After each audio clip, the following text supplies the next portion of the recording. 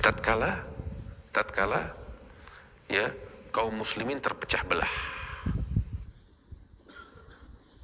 Ketika kaum muslimin terpecah belah secara politik. Ada pengikut Daulah Bani Umayyah, ada pengikutnya siapa namanya? Sayyidina Ali bin Abi Thalib. Ini setelah wafatnya Ali bin Abi Thalib. Ya. Ada pengikutnya fulan, ada pengikut kelompok ini.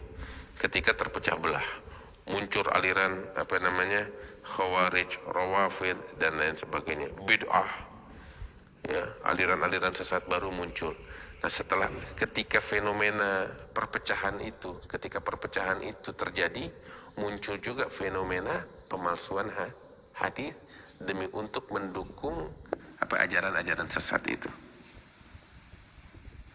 Nah, sehingga datanglah para muhaditsin yang mana mereka punya keahlian untuk membedakan mana yang benar, mana yang bohong, mana yang asli, mana yang palsu dengan metode-metode ilmiah ini. Oh subhanallah, para muhaditsin mereka bersungguh-sungguh untuk memilah-milih.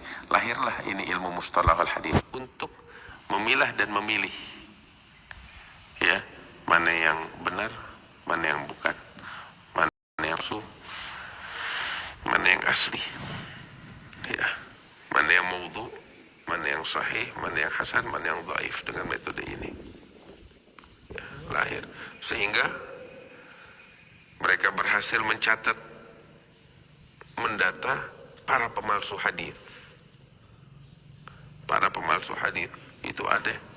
Sehingga mereka tulis, para muhaditsin itu, beberapa karya tulis yang judulnya Al-Wadda'in, para pemalsu hadis, nama-nama mereka, data mereka lengkap, sehingga riwayat-riwayat yang diriwayatkan oleh para pemalsu ini udah ketahuan hadis palsu. Nah, di antaranya itu Jabir bin Yazid Al-Ju'fi, itu tercatat oleh para muhaditsin bahwasanya orang ini, Jabir bin Yazid Al-Ju'fi, seorang wadda', pemalsu hadis. Ada lagi Abu Dawud Al-Amma, juga seorang pemalsu hadis. Abu Ismah Nuh bin Abi Maryam. Nah,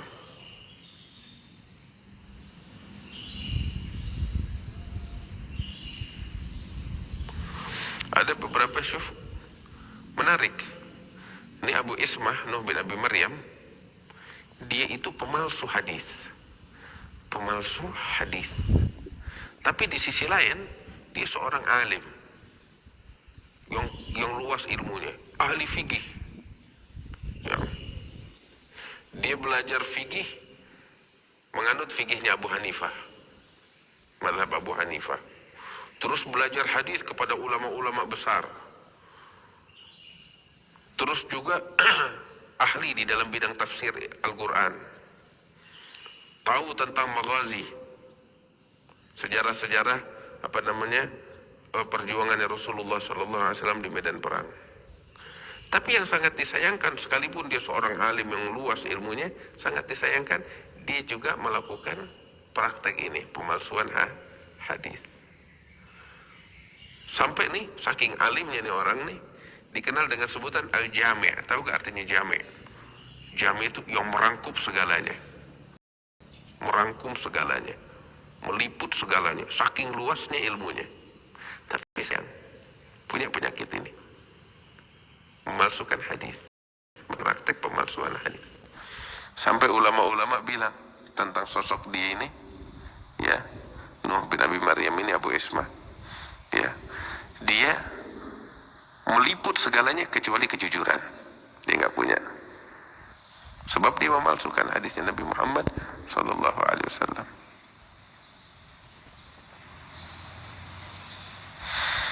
Al-Imam Al-Hakim meriwayatkan dengan sanadnya sampai kepada Ammar.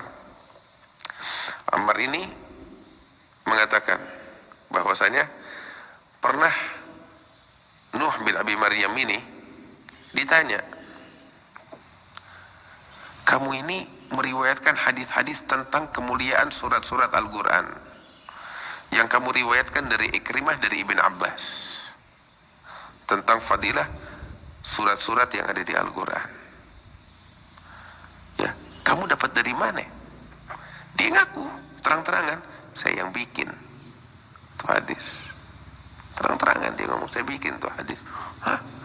Kenapa ente bikin? Kenapa? Apa yang memotivasi kamu untuk bikin hadis-hadis seperti itu? Dia bilang, saya ngelihat orang berpaling dari Al-Quran. Mereka sibuk dengan fikih, mereka sibuk dengan maghazi. Al-Quran mereka tinggalkan. Karena itu, saya menciptakan hadis-hadis ini supaya orang kembali kepada Al-Quran. Tuh lihat. Dan yang sangat disayangkan, banyak generasi setelahnya itu dari ulama-ulama yang nggak tahu, ya, tertipu dengan hadis-hadis yang diriwayatkan oleh Nuh bin Abi Maryam ini. Khususnya para mufassirin yang tidak mengerti ilmu hadis. Mereka main mencomot hadis-hadis yang diriwayatkan oleh Nuh bin Abi Maryam ini yang menyebutkan tentang kemuliaan-kemuliaan surat-surat Al-Quran, sehingga mereka taruh di dalam kitab-kitab tafsir mereka. Itu yang sangat disayangkan. Maka itu, ini pelajaran bakal kita. Ya, banyak di dalam kitab tafsir itu hadis-hadis yang nggak bisa sepenuhnya kita ambil, harus dikaji. Ya, karena khususnya ini tentang kemuliaan-kemuliaan surat-surat Al-Quran. Karena alasan ini. Masalahnya para mufassir mereka bukan ahli hadis. Mereka mencomot beberapa hadis-hadis semacam ini yang diriwayatkan oleh Nuh bin Abi Maryam, mereka taruh di dalam karya tulis mereka, karya tafsir mereka. Nah,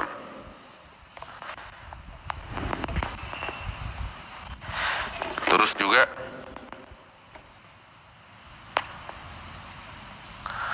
nanti bakal dapetin tuh seperti Al-Imam Az-Zamakhsyari, Al-Baydawi, ya, Al-Wahidi. Itu ketika menulis tafsir Al-Quran, dia di akhir setiap surat yang dia tafsirkan, dia menukil beberapa hadis-hadis tentang kemuliaan surat itu. Padahal itu hadis maudhu itu yang sangat disayangkan. Nah. Baik.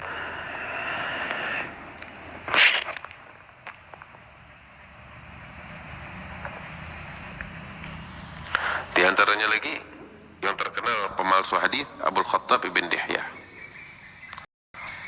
Ya, salah satu hadis yang terkenal yang dia palsukan, yang dia bikin tentang gosor salat maghrib. Kan kalau zuhur sama asar sama isya 4 rakaat, kalau digosor jadi berapa rakaat? Jadi 2 rakaat. Subuh nggak ada gosor, maghrib nggak ada gosor. Wah, ini hamba Allah Abu Dihyah, ya, Abu Dihyah ini membawakan fatwa bahwasanya sholat maghrib bisa digosor, ya, dari 3 menjadi 2 rakaat, 2 rakaat. Bagaimana? Oh, ada hadisnya dari Nabi. Dia bikin tuh hadis bahwasanya sholat maghrib digosor menjadi 2 rakaat. Dia bikin hadis palsu. Itu terkenal. Nah,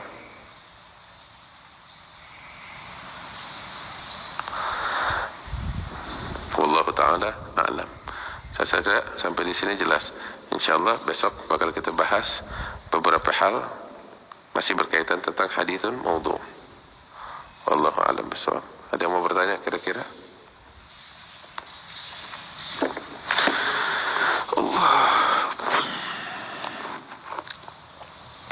الله أعلم بالصواب. الفاتحة بالقبول وتمام كل سهول وسليش عن ظهر باطنا يغفر الذنوب ويغفر العيوب على هدينا وكنة صالحة وإلى حضرة النبي محمد صلى الله عليه وآله وسلم. الفاتحة.